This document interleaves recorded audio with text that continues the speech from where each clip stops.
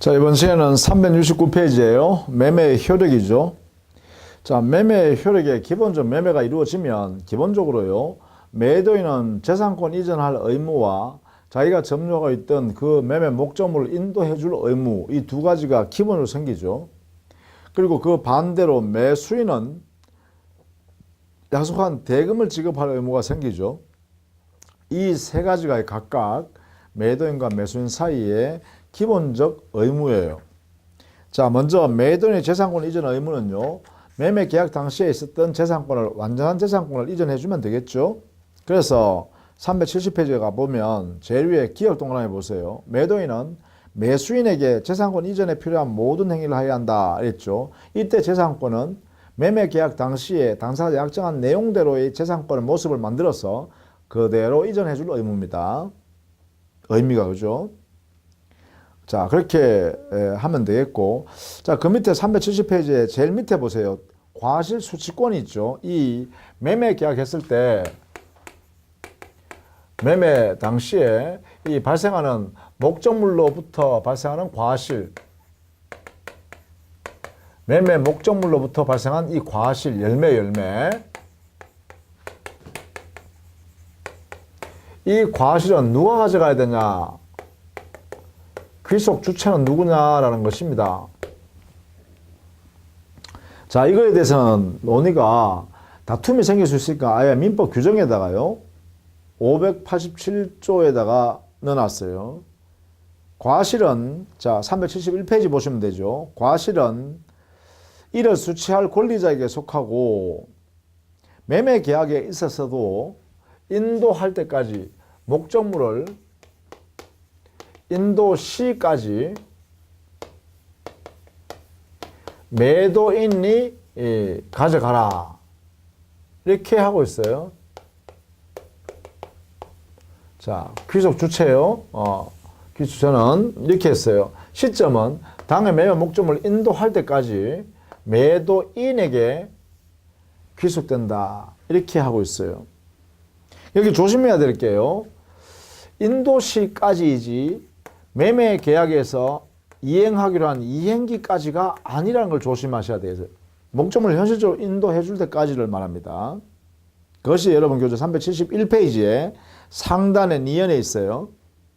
거기에 보시면, 자, 따라서 매매 계약이 있은 후에도 인도하지 아니한 목적물로부터 생긴 과실은 매도인에 속한다. 이걸 조금 더 적극적으로 해석하면 바로 인도 시까지 발생한 과실은 매도인이 가진다, 이런 뜻이잖아요.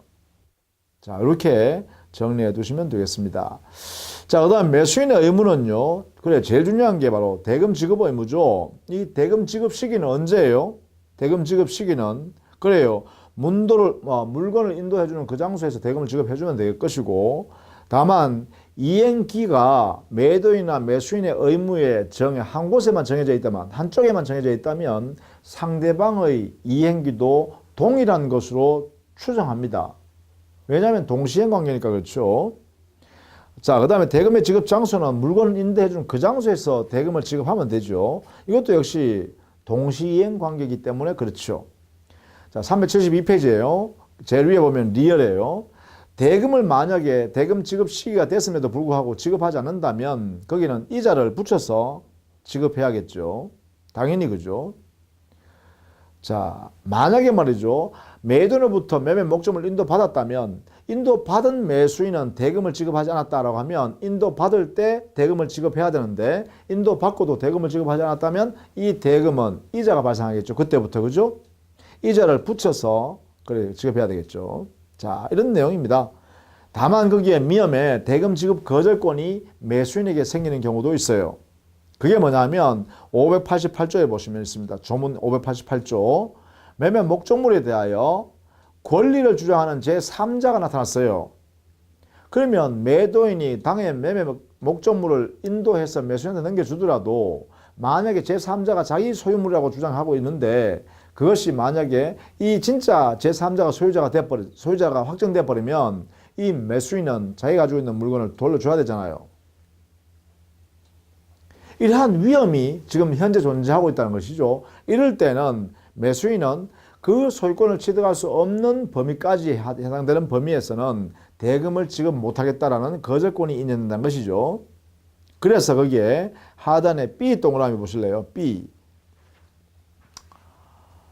동그라미 보시면 대금 지급을 거절할 수 있는 권능이 매수인의 권능이 이렇게 규정이 되어 있어요. 대금 지급 거절 권능. 거기에 보시면 매매 목적물에 대하여 권리를 주장하는 자가 있는 때 매수인이 매수한 권리의 전부나 일부를 잃을 염려가 있다면 매수인은 그 위험의 한도에서 대금의 전부나 일부의 지급을 거절할 수 있다. 588조 본문. 그렇죠? 그래서 자기가 소유권을 취득할 수 없는 범위, 또 재산권을 잃어버릴 수 있는 범위, 잃어버릴 가능성이 있는 범위, 그 범위 안에서는 어떻게 해요? 대금 못 주겠다 할 수가 있다 이 말입니다. 자, 이것을 꼭 알아두셔야 돼요. 대금 지급 의무. 다만 말입니다. 만약에 그러한 대금 지급 거절할 수 있는데 매도인이 걱정하지 마라라고 담보를 제공을 매수인한테 했네요. 담보 제공. 걱정하지 마. 내가 소유권 내가 네 취득하고 하는 거 확정해 줄 테니까 걱정하지 마. 그런데 만약에 그게 안 되면 내가 책임질게라고 담보를 제공해 줬어요. 이렇게 담보를 제공해 버리면 그때는 대금을 지급해야 됩니다. 또 하나는요. 매도인이요. 그러면 야 대금은 내한테 주지 말고 공탁해라. 이렇게 하면 매수인은 공탁을 시켜야 돼요. 대금을. 자, 그래서 대금 지급 거절권이 있으나 만약에 매도인이 담보를 제공했다면 이런 경우에는 거절할 수가 없다. 그죠? 이럴 때는 거절할 수 없다. 또 매도인이 당해 대금을 공탁을 요구하면 공탁 요구가 있으면 이때도 역시 마찬가지요. 거절은 할 수 없고 공탁해야 합니다. 대금을 공탁해야 한다. 그렇죠? 자, 이런 내용들을 대금 지급 거절권과 관련해서 알아두시면 좋겠다라는 것입니다. 물론 매도인이 당해 매매 목적물을 인도해 주면 매수인은 수령해야죠. 그래야 매도인의 목적물 인도 의무를 면할 수 있을 거 아니에요. 그죠? 따라서 야, 자, 물건 여기 있다라고 받으라 하고 주면 매수인은요, 수령할 의무가 있다라고 해야겠죠. 이게 바로 매수인의 수령 의무입니다. 자, 이렇게 해석하시면 되겠죠. 자, 그 다음에 373페이지 가면 매매 계약 비용에 관한 분담 어떻게 할 거냐라는 것이에요. 이것은 566조에서 아예 민법에 명문을 댔죠. 당사자 약정이 있으면 약정에 따르면 되고요. 약정이 없다면 매매 계약 비용은 양 당사자가 균분해서 부담한다. 각자가 자기 부담을 하면 된다. 이런 이야기죠. 기본적으로요. 자, 그렇게 정리하면 되겠습니다. 자, 이렇게 했어요. 매매에 있어서의 매도인의 의무, 매수인의 의무를 정리했습니다. 자, 이 두 개를 잘 정리해보면 매도인은 재산권 이전해야 된다 했어요. 이전 의무. 그리고 자기가 지금 가지고 있는 물건 인도해야죠. 물의 인도 의무. 이게 가장 중요한 의무입니다. 그럼 매수인은 어떤 의무를 주냐? 이 사람은 대금을 지급해야 되죠. 대금 지급할 의무가 있고, 이게 이 두 개가 주된 의무예요. 이렇게, 그죠? 이 두 개가 동시이행 관계입니다. 이렇게요. 동시이행 관계에 놓여 있어요. 이렇게. 자, 재산권 이전과 목적물 인도 의무와 대금 지급 의무는 동시이행 관계다. 이렇게 알아두시고요. 뿐만 아니라 이게 매수인은요, 매도인이 물건을 인도해주면 수령해야 할 의무가 있다고 해야겠죠. 목적물 수령 의무도 있다. 이렇게 정리를 해두시면 되겠죠. 자, 이게 가장 기본적인 매매계약에서의 당사자, 매도인과 매수인 사이의 의무입니다. 이렇게 정리할 수 있어요. 자, 그 다음에요. 세 번째, 이 매도인과 매수인 사이에 보시면 이 동시행 관계인데 이게 동시에 뭐예요? 이 재산권과 물건의 이전과 대금 지급은 대가적이고 유상적 관계죠. 그래서 대가적이에요. 대가적이고 유상관계입니다. 이렇게, 그죠? 자, 그렇다면 유상, 대등한 가치를 주고받는 거 아닙니까? 그런데 여기에 대금이라는 금전에는 하자가 없습니다. 그죠? 금전의 하자는 존재할 수가 없다. 그렇죠? 그런데 말이죠. 재산권의 권리에는 하자가 있을 수 있죠. 권리의 하자가 있을 수가 있어요. 그리고 물건에도 하자가 있을 수 있죠. 물건의 하자. 이렇게 있을 수 있죠. 이렇게요. 그렇다면 만약에 말이죠. 이 재산권과 물건 그리고 대금이 대가적으로 급부이행했는데 금전에는 하자가 없지만 재산권이나 물건에 하자가 존재한다면 이것은 대등하지가 못하지요.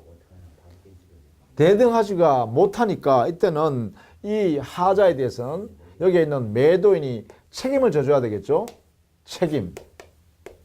이 책임을 져야만 대등한 관계를 만들어낼 수 있겠죠. 그래서 매도인은 자기가 이전해준 재산권이나 자기가 인도해준 목적물, 매매 목적물을 하자가 존재한다면 그 하자에 대해서는 책임을 져야 되는데 그 책임은 담보 책임이다. 이렇게 이름을 붙여요. 그래서 매도인의 담보 책임이 매도인의 의무에 이렇게 나오게 돼요. 이 매도인의 담보 책임은 바로 여기 재산권 이전 의무와 목적물 인도 의무에 하자가 있을 때 여기에 대한 책임이다. 그죠? 그래서 구체적인 책임입니다. 매도인이 재산권 이전과 목적물 인도 이 의무 내용 속에 다시 이러한 의무가 발생하는 거죠. 따라서 이거는 별개의 의무가 책임이 아니고 요 의무 이행에 따르는 책임입니다. 의무 이행에 따르는 책임. 그러니까 재산권, 정상적인 재산권, 정상적인 물건을 인도해 줘야 된단 말이죠. 그런데 거기에 흠이 있다면은 그 흠에 대해서는 책임을 져주는 것이 정당하다라는 것이에요. 자, 그것이 바로 매도인의 담보 책임. 이 매도인의 담보 책임은 기본적으로요, 매매의 유상성, 대가성의 유지를 위해서 필요하고 또 매매가 원활하게 하도록 하기 위한 기능입니다. 이 두 가지예요. 유상성과 대가성 그리고 원활하게 거래가 이루어질 수 있도록 하기 위해서 이 담보 책임을 규정하고 있다. 이렇게 보시면 돼요. 그렇다면 이 담보 책임은 매도인 담보 책임은 어떠한 법적 성질일까? 법적 성질은요. 일단 매도인은 여기에 재산권이나 물건에 하자가 있으면 거기에 대해서 책임을 져줘야 유상관계가 유지된다는 거예요. 유상성, 대가성이. 그렇기 때문에 매도인이 물건이나 권리에 하자 있는 것에 대해서 아무런 잘못이 없어도 책임을 지는 것이 정당해요. 그래서 그 성질은 원칙적으로요. 매도인에게 과실이 없어도 책임을 져야 하는 것이다. 이렇게 해석해요.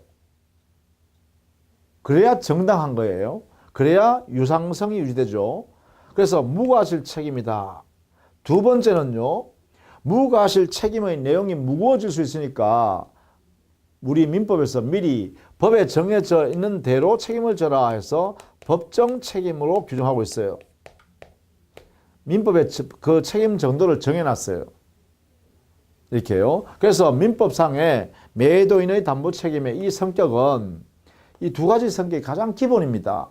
무과실 책임으로서 법정, 우리 법에 정해져 있는, 민법에 정해져 있는 책임을 지는 거다. 이렇게 돼 있다는 거죠. 자, 이때 이 법의 규정은, 우리 민법에 있는 이 규정은 임의 규정입니다. 그러니까 당사자가요, 매도인과 매수인의 합의에 의해서 담보 책임을 더 무겁게 지겠다라고 하는 것도 가능하고, 그보다 더 감경해서 지겠다라는 것도 가능하고, 더 나아가서 면제해 주겠다 하는 것도 가능해요. 그 이유는 왜 그런가 하면 바로 이게 법정 책임에 있어서의 규정의 성질은, 우리 법에서 정해준 규정의 성질은 임의 규정의 성격을 갖기 때문에 당사자 약정이 유효하다. 별도의 약정이 유효한 약정이다. 이렇게 해석해야죠. 이렇게. 자, 이런 내용을 담고 있어요. 자, 그러면 이 우리 민법에요.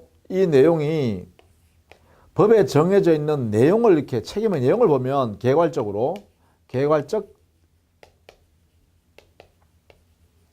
책임을 한번 살펴보면 어떤 내용으로 책임을 지느냐라는 것입니다. 기본적으로 이 매도인은 매수인한테 손해가 발생하면 손해배상해 주는 게 가장 기본이겠죠. 손해배상을 해 줌으로써 매도인의 이익과 매수인의 이익이 대가성이 유지되고 유상성이 보장된다는 것입니다. 손해배상 책임이죠. 그 다음 두 번째는요. 당의 하자가 워낙 크기 때문에 매매계약의 내용을 실현할 수 없을 정도로 하자가 크다. 그러면 계약을 해지할 수 있도록 해야겠죠. 그래서 해제당하는 책임이 있습니다. 계약을 해제해버리고 원상회복 돌려받고 돌려주고 대금을 돌려주고 정리하는 거죠. 이렇게요. 자, 여기가 가장 기본적인 개괄적 책임이에요. 매도인이 책임지는 내용이죠. 매도인이 책임지는 내용. 개괄적으로 보는 거예요. 개괄적으로. 그래서 모든 매매 형태에 따라서 기본적으로 손해배상과 계약 해제가 따르겠죠. 매도인은 그죠? 이러한 책임을 따릅니다. 그래서 매수인은 손해배상 청구를 하거나 권리로서 아니면 해제하겠다는 해제권 행사할 수 있겠죠? 따라서 매수인의 권리이기도 합니다. 반대로 말하면 그죠?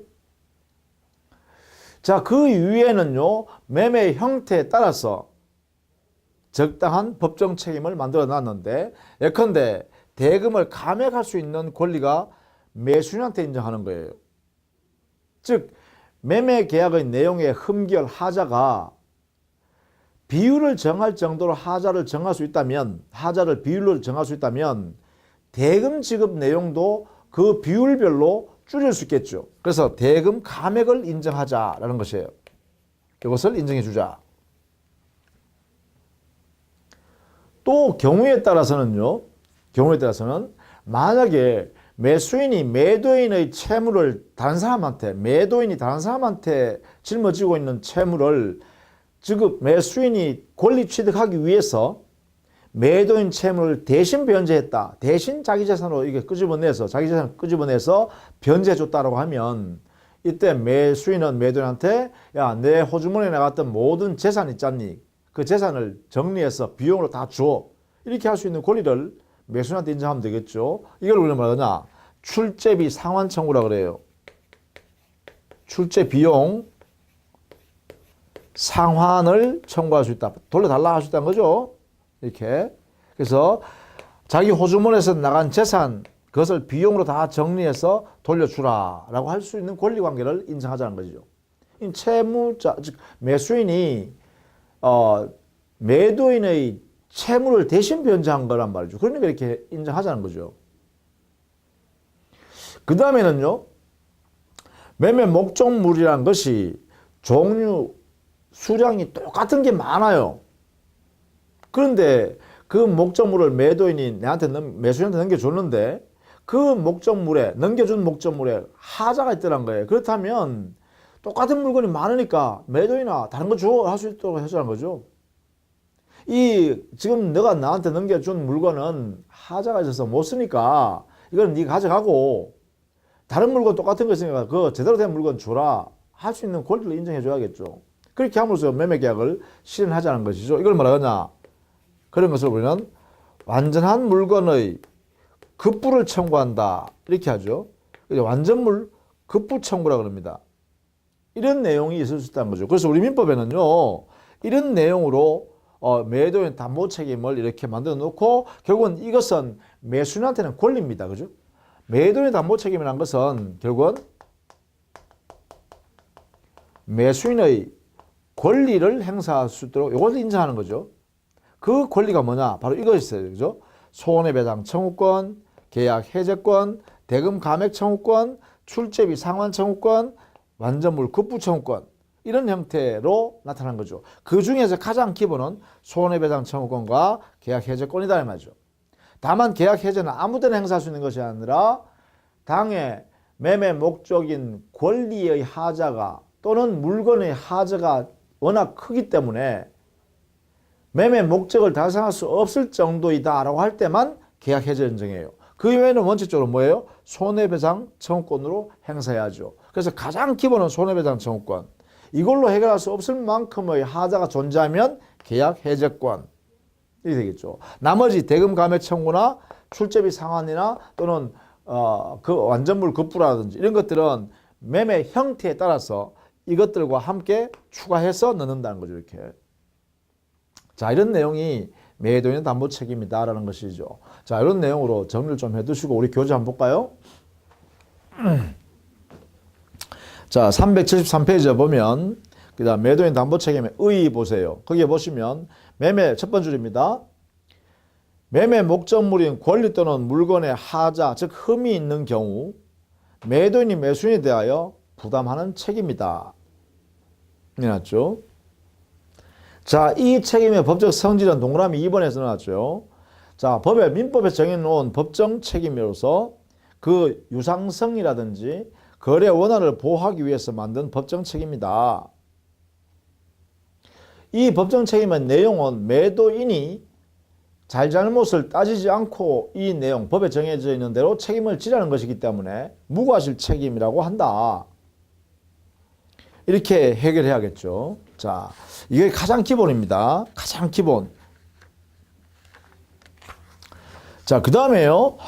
다음 페이지에 가면 매도인의 담보 책임과 채무 불이행 책임의 비교를 해놨죠. 374페이지에 표를 만들어놨죠.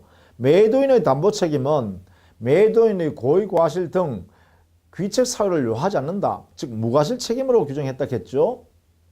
그러나 채무 불이행 책임이라는 것은 채무자가 잘못을 해야만, 즉 채무자에게 귀책 사유인 고의 또는 과실이 있어야만 책임을 지도록 하는 것이 채무 불이행 책임이에요.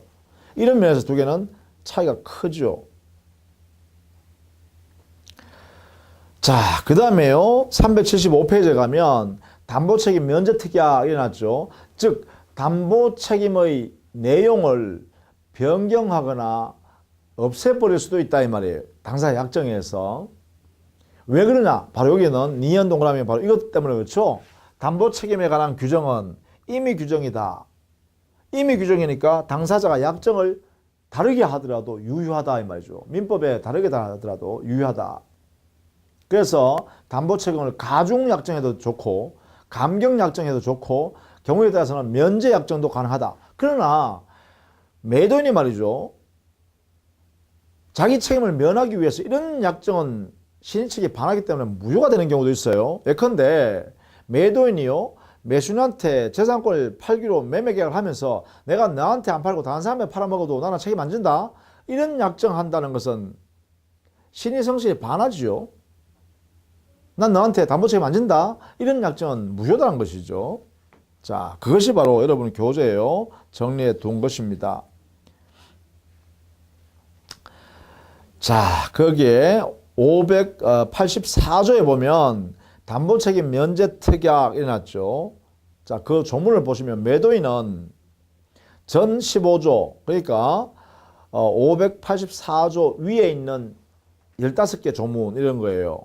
583조, 582조, 581조, 580조, 579조, 뭐 이렇게 올라가지고 14개 조항요, 15개 조항요, 15개 조항에 의한 담보 책임을 면하는 특약은 유효한데, 다만 특약이 유효한데, 다만 매도인이 알고 고지하지 아니한 사실 및 제3자의 권리를 설정하거나 양도하는 행위를 하더라도 책임을 면한다라고 하는 것은 안 된다는 것이죠.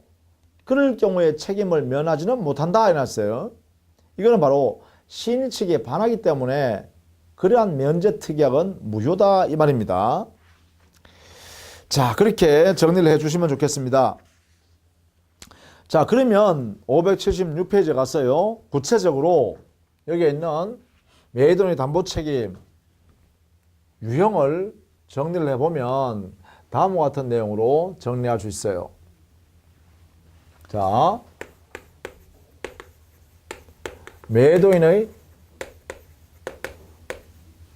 담보책임의 유형. 자, 매매 형태에 따라서 매도인의 담보책임이 정해지는데 책임의 유형은 첫 번째는 권리의 하자가 있을 때 여기에 담보책임이 발생하죠. 그 다음 두 번째, 목적물, 즉 매매 목적 물건에 하자가 있을 때 이때도 역시 이 매도인 담보 책임이 생기죠. 그래서 크게 나누면 이 두 가지의 형태의 담보 책임이 있다 이 말입니다. 당연하죠. 자, 그러면 매매 형태에 따라서 여기는 굉장히 많은 형태에 따라 있는데 여기는 중요한 게요. 선의의 매수인, 즉 하자가 있다는 사실 이것을 모르고서 산 매수인의 경우는 이런 경우에는 보호하기 위해서 담보 책임을 물을 수 있도록 권리를 인정합니다. 당연하죠. 모르고 샀으니까. 권리에 하자에 있는 사실을 모르고 산 매수인이라면 이 매수인은 보호할 필요가 있죠. 그래서 보호할 필요가 있기 때문에 담보 책임에 인정되는 권리를 모두 행사할 수 있습니다. 우리 민법에 정해져 있는 권리를 다 행사할 수 있어요.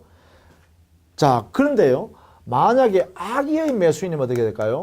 즉, 이 하자의 있음을 알고 산 사람, 알고 매수한 사람, 이 사람은 보호할 필요가 없죠. 보호 안 해도 무방해요. 이게 원칙이에요. 원칙은 보호하지 않는다.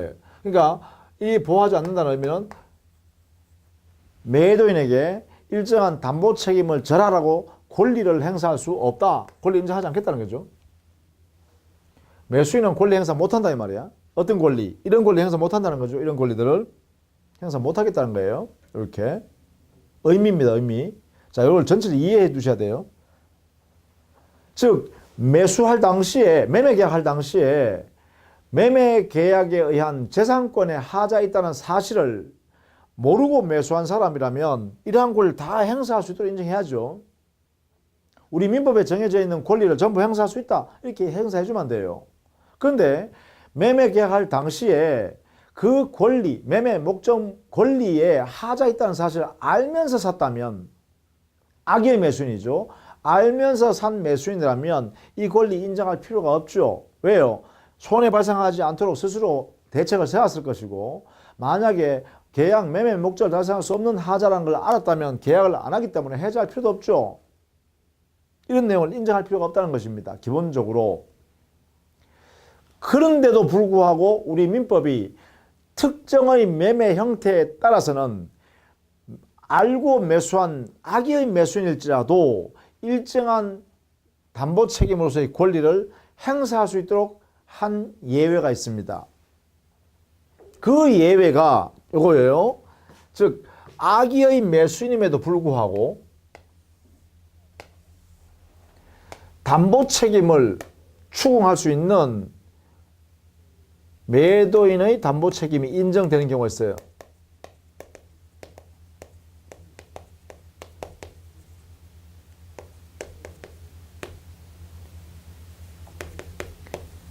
요게 있다. 요게 뭐냐?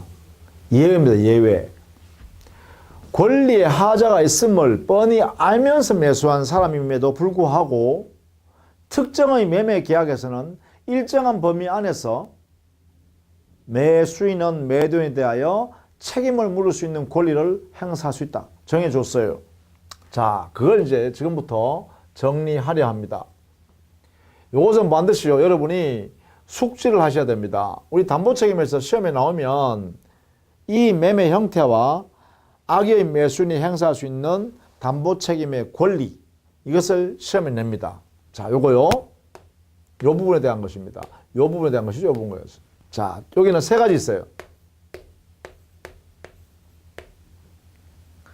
악의 매수인임에도 불구하고 인정해주는 담보 책임의 내용. 그는 매매계약 형태에 따라서 있습니다. 첫 번째, 매매의 재산권이 매매의 재산, 매매의 대상인 재산권 전부가 매도인의 재산권이 아닌 경우, 그 매매 내용을 들여다보면 재산권을 거래하는 거 아닙니까? 그 매매 목적인 재산권 전부가 매도인에게 속하지 않는 다른 사람이 가지고 있는 경우, 그걸 우리는 뭐라 하냐면 이렇게 표현합니다. 전부 타인의 권리 매매, 이렇게 합니다. 매매 목적인 권리가 전부 타인의 것이에요. 그러니까 이 말은 뭐냐? 매도인의 소유권이 아닌 재산권을, 아닌 물건을 내가 팔게, 걱정하지 마라, 이렇게 했다는 거예요. 그럼 매수인이 내가 좋다, 살게, 이렇게 했다는 거죠. 이때 매수인이 매도인의 소유물이 아닌 것, 매도인에게 소유권이 없다는 것, 그걸 알면서 사겠다라 한 거예요. 이게 우리는 전부 타인의 권리 매매라고 한다. 이렇게요. 전부 타인의 권리를 매매했다. 이때 악의의 매수인은, 자, 숫자만 쓸게요. 악의의 매수인은 어떤 권리 행사할 수 있냐? 바로 만약에 매도인이 전부 타인의 권리를 취득한 다음에 매수인한테 약정한 대로 그 재산권을 넘겨, 소유권을 넘겨주면 괜찮은데, 만약에 못 넘겨주는 것으로 확정돼 버리면 악의 매수인은 야, 너하고 매매 계약했던 거 해제할게 라는 권리를 행사할 수 있습니다. 해제권이 인정된다, 이런 이야기입니다. 악의 매수인은 해제권을 행사할 수 있다. 두 번째요, 처분하기로 하는 재산권, 즉 매매하기로 하는 재산권 일부가 타인의 권리일 때요. 일부 타인의 권리를 매매하겠다고 매도인과 매수인이 약정한 경우요. 자, 이때 일부 타인의 권리를 지금 매도인이 내한테 판다는 사실을 알고서 산 매수인,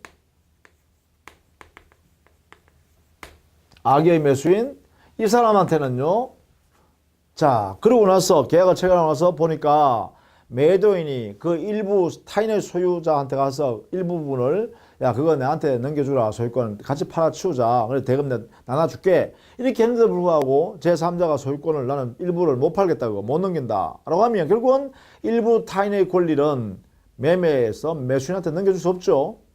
이런 경우 그런 사실을 알고 산 매수인이랄지라도 대금 감액을 행사할 수 있어요. 대금 감액을 청구할 수 있는 권리를 인정해요. 이렇게. 이게 인정된다 이 말이죠. 즉 비율만큼 그 일부 타인의 권리가 매매 약정의 비율만큼 대금을 감액해서 주겠다라고 권리를 행사할 수 있다 이 말이죠. 이걸 악의의 대금 감액 청구권이라고 그래요. 이때요, 성질을 알아두십시다. 이 청구권은 형성권입니다. 형성권이기 때문에 이 권리를 행사하면 악의의 매수인은 그만큼 대금만 지급하면 된다는 거예요. 대금이 감액되어 이루어져 버린다는 거죠. 자, 마지막 한 개요. 여기에는 저당권이 붙어 있거나 전세권이 붙어 있는 부동산을 매수한 경우입니다. 여기에요, 저당권 또는 전세권이 붙어 있는 부동산을 매매 계약했어요. 자, 이때 매매 계약할 때 매도인이 그 저당권 전세권을 매수인 나한테 대금을 받아 다 내가 소멸시켜 주겠다, 저당권 전세권 소멸시켜 주겠다라고 약속하고 매매 계약했는데, 그러면 매수인은 저당권 전세권이 있다는 것을 알면서 샀죠. 악의 매수인이에요. 자, 이런 경우에 그 대금을 받은 매도인이 저당권자한테 채무를 변제하지 않았고 전세권자한테 전세금을 반환하지 않기 때문에 저당권자, 전세권자가 당해 그 부동산을 경매하는 경우요. 즉 저당권 전세권을 행사한 경우요. 그러면 저당권 전세권을 행사해버리면 매수인이 취득한 소유권은, 재산권은 상실해버리죠. 또 만약에 소유권 가져오지 않았다면 당해 매매 계약 내용대로 매수인은 소유권을 취득할 수 없게 돼버리죠. 이런 현상이 발생하게 되잖아요. 이런 경우입니다. 그래서 저당권, 그것을 우리는 이렇게 합니다. 매매 계약에서 저당권 전세권이 붙어있는 부동산의 매매 계약에 있어서 그 저당권 전세권이 행사가 되면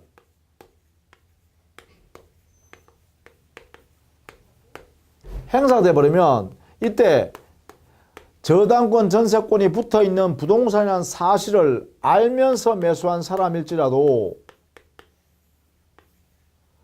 이때는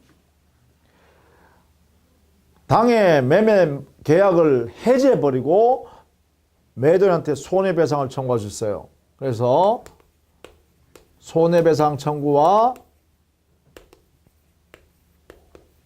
계약 해제권을 행사할 수 있다 이 말이죠. 이렇게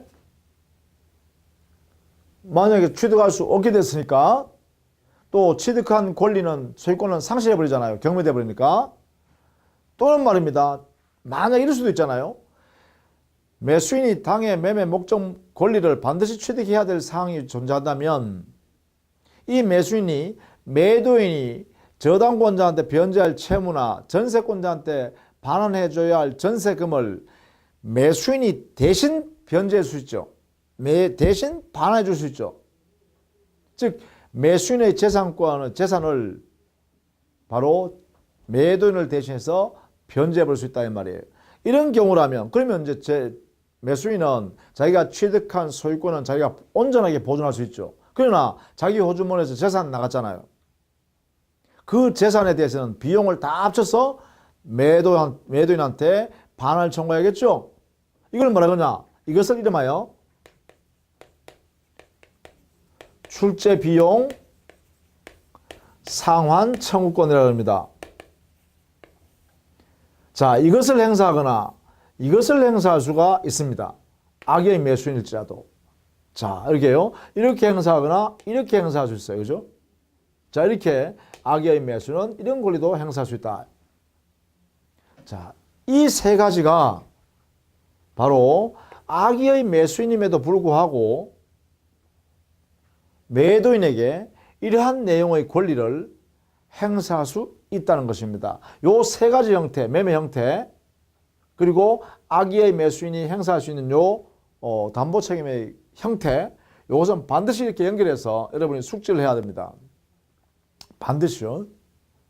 이것은 그만큼 중요한 내용이다. 이렇게 보시면 돼요. 이 세 가지가 우리 시험에 한 80% 나옵니다. 담보 책임에 관한 내용이 나오면 주로 이 세 가지를 사례 문제로 내기도 하고 이렇게 직접 이렇게 물어볼 수도 있고, 그죠? 이렇게. 여러분 꼭 여러분이 알아두셔야 합니다. 이렇게. 자, 여기에 일부 타인의 권리 매매에서 악의 매수인은 이 대금 감액 청구권을 행사할 수 있는 기간이, 이거는 제척기간이 있어요. 여기는 제척기간. 이게 존재합니다. 자, 이 위에 전부 타인의 권리 매매에서 악의 매수인의 해제권 행사는 제척기간이 없어요. 물론 여기도요. 저당권 전세권 행사의 경우에도 악의 매수인이 이 권리를 행사하는 제척기간이 없습니다. 그런데 일부 타인의 권리 매매에서 악의 매수인이 대금 감액 청구할 수 있는 이 기간은 제척기간이 적용됐습니다. 이게 존재합니다. 이 제척기간은요. 악의 매수인은 이 매매 계약을 체결한 날로부터 1년 내에 이 대금 감액 청구권을 행사해야 돼요. 여기에요. 알아두셔야 되죠. 계약을 한 날로부터 1년 내에 행사하여야 합니다. 이렇게요. 이것을 꼭 알아두십시오. 계약 한 날입니다. 여기는 제척기간이 있다 이 말입니다. 여기에요. 여기. 요거 한 개가 여기 들어가네요. 자, 이렇게 세 가지는 반드시 여러분이 숙지하고 숙지합니다. 반드시. 우리 교재는요. 한번 볼까요? 376페이지. 권리의 하자에 대한 담보 책임. 동그라미 1번. 권리의 전부가 타인에게 속하는 경우. 요것은요. 요겁니다. 전부 타인의 권리 매매일 때 이 말입니다. 물론요. 여기에 선의의 매수인은 해제권 당연히 인정하죠. 그것뿐만 아니라 손해배상 청구권도 매도인한테 행사할 수 있다. 이것까지 인정합니다. 해제권 인정할 뿐만 아니라 손해배상 청구권도 허용됩니다. 선의 매수인은. 자, 그것이 바로 여러분 교재 성립 요건인데요. 매매 목적물이 현존하는데 B 동그라미 매매 목적물에 관한 권리 전부가 타인에게 속하기 때문에 그 권리를 이전할 수 없게 되었다 라고 하면 담보 책임의 내용은요. 377페이지 제일 위에 보세요. 계약 해제권은 악이 선이 불문하고 선나 불문하고 매수인이 행사할 수 있다. 그러나 손해배상 청구권은 B 동그라미 선의의 매수인만 행사할 수 있다. 이때 손해배상은 이행이익의 손해배상이다. 제척기간은 여기는 규정이 명문 규정이 없다 라고 돼 있죠. 그리고 채무불이행 책임과 전부타인의 권리 매매에 의한 하자 담보 책임, 권리에 대한 담보 책임이 모두 병존하여 인정된다. 그래서 경합이 인정된다. 이런 이야기죠. 자, 두 번째 동그라미 2번. 이것도 역시 여기에 들어가는 거죠. 여기 이거 일부 타인의 권리 매매입니다. 짧게 말하면. 자, 2번 동그라미. 권리의 일부가 타인에 속하는 경우. 자, 거기에 선임 요건 보면 매매 목적물에 의한 권리 일부가 타인에게 속하기 때문에 그 권리를 이전할 수 없게 된 것이다. 라고 하면 다음 페이지예요. 378페이지. 니은 동그라미. 담보책임 내용 보세요. 대금 감액 청구권은 매수인이 선이든 악이든 관계없죠. 여기요. 일부 타인의 권리 매매에서 악의의 매수인은 대금 감액 청구할 수 있다 했는데 선의의 매수인은 당연히요. 대금 감액을 청구할 수 있고 그 외에도요. 손해배상, 계약 해제를 행사할 수 있겠죠. 여기에 일부 타인의 권리 매매 목적을 실현할 수 없다라고 하면 계약 해제하면서 손해배상도 행사할 수 있다 이런 이야기죠. 여기에요. 자, 이런 차이가 있다. 그것이 바로 여러분 교재요. 378페이지에 대금 감액 청구, 그 다음 B 동그라미 계약 해제는 선의의 매수인만, C 동그라미 손해배상 청구권도 역시 선의의 매수인만, 그 다음에 D 동그라미 보면 제척기간이 있죠. 선의의 매수인은 안날로부터, 즉 일부 타인의 권리이기 때문에 소유권을 그 부분을 넘길 수 없구나라는 사실 안날로부터 1년 내에 행사하면 돼요. 안날로부터. 그러나 악의 매수인은 계약을 체결한 날로부터 1년 내에 행사해야 합니다. 모두 제척기간은 1년이죠. 자, 그 다음에 동그라미 3번은 목적물 수량 부족 일부 매수의 경우죠. 그건 여기 안 들어갑니다. 그러면 여기 안 들어가니까 수량 부족 일부 멸실에 의한 수량 지정 매매가 이루어졌다. 이런 상태라면 이거는 오로지 뭐만요? 악의자 여기 안 들어가죠. 여기 형태 악의자가 보호되는. 그래서 선의의 매수인만 보호돼요. 여기는 선의의 매수인만 보호돼요. 어떤 걸로 행사하냐? 여기는요. 대금 감액을 청구할 수도 있고 그래요. 이 수량이 워낙 부족하다든가 일부 멸실되는 게 많이 멸실돼 가지고 매매 목적을 달성할 수 없다 그러면 그때는 손해배상도 할 것이고 계약 해제도 할 수 있겠죠. 계약 해제 손해배상 할 수 있겠죠. 이렇게. 자, 이때 이 선의의 매수인은 수량 부족 일부 멸실되다는 사실을 안 날로부터 1년 내에 이 권리들을 행사해야 합니다. 제척기간이죠. 제척기간이 적용받는다. 이렇게 정리하면 되겠네요. 그 다음에 4번에 용익에 관한 제한받고 있는 용익권에 제한을 받고 있다. 예컨대 지상권, 전세권, 지역권, 대항력 있는 임차권 등의 제한을 받기 때문에 매매 목적을 달성할 수 없다면 선의 매수인은 계약을 해제하고 손해배상 청구할 수 있겠죠. 자, 그것이 380페이지의 담보책임의 내용입니다. 이때는 대금 감액 청구할 수 없다 그죠. 계약 해제, 손해배상 이렇게 정리하면 되겠죠. 그 다음에 5번 동그라미가 바로 여기 들어가죠. 저당권 또는 전세권 행사로 소유권을 취득할 수 없거나 상실하는 경우 바로 여기입니다. 3번. 저당권 전세권의 행사의 경우입니다. 여기도 역시 선의 악이 불문하고 여기 되죠. 악의 매수인이라도 손해배상 청구 그리고 계약 해제 이렇게 하거나 아니면 자기가 대신 자기 재산으로 매수인의 자기 재산으로 채무 매도인의 채무를 변제해 줘버리면 출제비 상환 청구를 법이 허용한다 이랬습니다. 그 부분을 여러분 알아두셔야겠는데 381페이지에 니은의 담보책임 내용 보세요. 계약 해제, B 손해배상 이거 관계없이 누구나 행사할 수 있다라는 것이죠. 알아두셔야겠죠. 자, 그 다음에 381페이지에 물건의 하자 담보 책임이죠. 요겁니다. 물건의 하자가 있다. 자, 물건의 하자가 있다는 의미는 뭐냐? 이 물건의 보통적인 그러한 물건이라면 보통 그 물건이 가지고 있는 기능의 하자를 말합니다. 기능이 제대로 기능하지 않는다면 하자가 있다고 해석한다는 것이죠. 이 하자 언제 존재해야 되죠? 존재 시점은 그래요. 매매 계약 당시가 원칙이죠. 매매 당시에 존재한다 이 말이죠. 이런 경우에 첫 번째, 자, 물건에 하자가 있어요. 물건의 하자. 이런 하자가 존재해요. 두 번째, 이 하자에 있다는 사실을 매수인은 몰랐고 모르는데 과실이 없어야 돼요. 이 물건의 하자에 관하여 선의이고 무과실이어야 됩니다. 자, 이런 이 두 가지 요건을 갖추면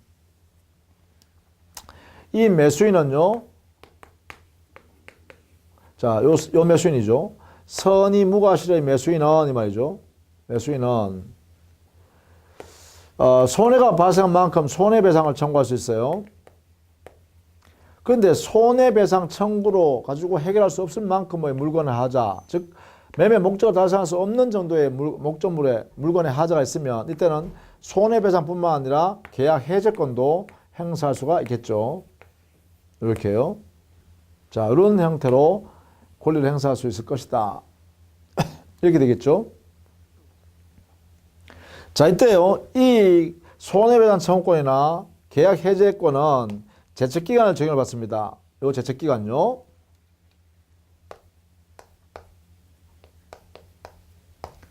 자, 이 매수인은 몰랐는 매수이잖아요. 하자 없다, 하자 있다는 사실 모르고 샀잖아요. 그러니까 여기서는 안날로부터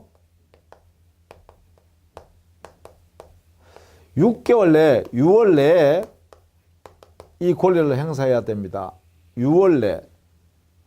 권리의 하자에서는 제척기간이 존재할 때 1년 내에 이렇게 했어요. 그런데 물건의 하자에 있어서는요, 물건에 흠이 있다는 걸 알고 난 날로부터 6개월 내에 행사해야 돼요. 이게 제척기간이기 때문에 이 기간 지나버리면 행사를 못한다는 것이에요. 자, 이렇게 정리를 해 두셔야겠습니다. 제척기간. 자, 그런데 만약에 이 물건 자체가, 이 물건이 만약에 종류물일 때, 자, 매매 목적물, 인도된 물건과 똑같은 물건이 여러 개 존재한다는 거예요. 그런데 그 중에 하나를 정해가지고 인도해 줬는데, 인도해 준 그 물건에 하자가 있으면 이런 거죠. 종류물의 경우는 인도 당시에, 인도시의 하자가 있어야 돼요. 인도시에 하자 있어야 돼요. 자, 인도한 그 물건의 하자는 역시 마찬가지로 기능의 하자가 있다라는 것이죠. 이 하자가 있다는 사실을 매수인은 몰랐고 모르는데 과실이 없는 매수인이어야 합니다. 이럴 때 매수인은 손해배상뿐만 아니라 계약 해제도 할 수 있겠죠. 당연히 목적 달성할 수 없으니까. 아니면 완전한 물건을 급부해라 이렇게 할 수도 있죠. 완전물 급부 청구를요. 이게 바로 종류물에 하자가 있을 때 완전물 급부 청구권까지도 인정한다 라는 것이죠. 이렇게요. 그래서 특정물 매매, 보통의 특정물 매매일 때는 계약 해제, 손해배상 청구권 이렇게 행사할 수 있을 뿐입니다.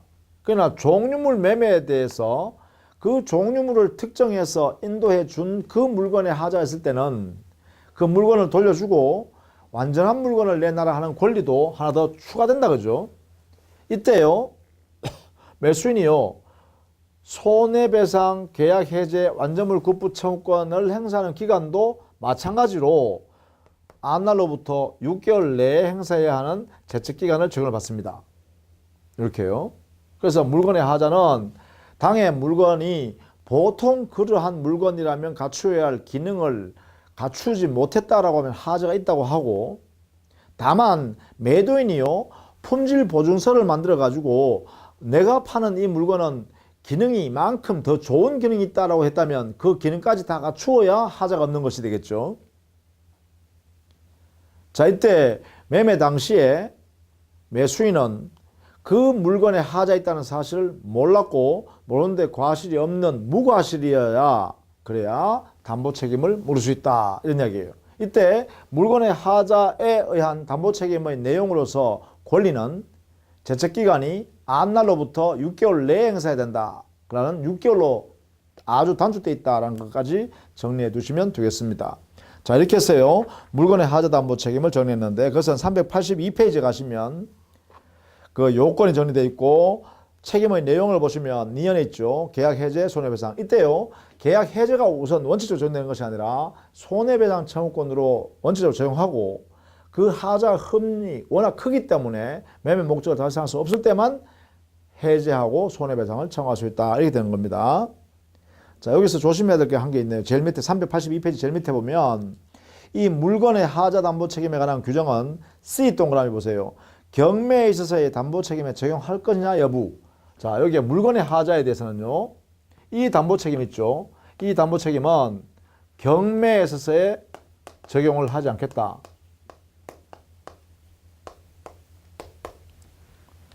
경매도 사실은 매매죠. 경매도 매매인데 그 경매 대상이 물건의 하자가 있을 때는 매수인이 그걸 모르고 샀다, 경매 받았다 하더라도 그것은 담보 책임을 묻지 못한다는 거예요. 의미가. 그래서 경매는요. 경납 받을 사람이 발품을 팔아서 요리조리 다 봐야 된다는 거예요. 경매 대상인 물건을 어디에 흠이 없는지를 다 살펴봐야 된다는 거예요. 만약에 물건에 하자 있는데 경락인이 자기가 돈을 많이 써내가지고 경락 받았네요. 경락 받아서 그때서야 이렇게 보니까 아 이게 물건이 뭐 흠도 있고 금도가 있고 이렇다 하면 야 이거 같이 보니까 이게 1억짜리 아니네 이거 뭐 7천만 원짜리밖에 안 되겠는데 3천만 원 손해났으니까 손해배상해라 그러니까 3천만 원 돌려달라 이렇게 법원에 가서 호소해도 안 준다는 거죠. 왜요? 바로 물건의 하자에 있어서의 경매에서는 적용 안 해요. 이 담보 책임 못 묻게 한단 말이죠. 인정 안 한다는 거예요. 그래서 물건의 하자는 경매에 있어서는 담보 책임을 문제로 다루지 않는다. 이렇게 정리를 해 두면 되겠습니다. 자, 그 다음에 383페이지 가면 종류 매매에 있어서, 종류물 매매에 있어서 물건의 하자 담보 책임에 해서 가지고 정리해 놨는데 거기는 담보 책임의 내용 제일 밑에 보세요. 계약 해제 손해배상 외에도 다음 페이지에 가면 384페이지 제일 위에 있죠. B 동그라미. 완전물 급부 청구권을 행사할 수도 있다라는 게 있어요. 그죠? 요거는 종류물 매매이기 때문에 가능해요. 즉 종류물 여러 개 같은 물건 중에서 하나 특정해서 인도해 줬더니만은 인도한 그 물건에 하자가 있을 때는 그 물건 돌려주면서 다른 물건 줘. 그 완전한 물건 줘. 이렇게 할 수 있다는 거죠. 이것도 역시 마찬가지. 제척기간 6개월 적용받는다 한다. 그죠? 제척기간 6개월 적용을 받아야 한다. 이렇게 정리해 둡니다. 자, 뭐 이 정도로 매도인 담보 책임은 이 정도로만 정리해 두시면 되겠어요. 자, 다음 시간에는 환매를 정리하도록 하겠습니다. 환매, 이것도 또 중요한 테마니까 알아두셔야 됩니다. 자, 수고 많으셨습니다.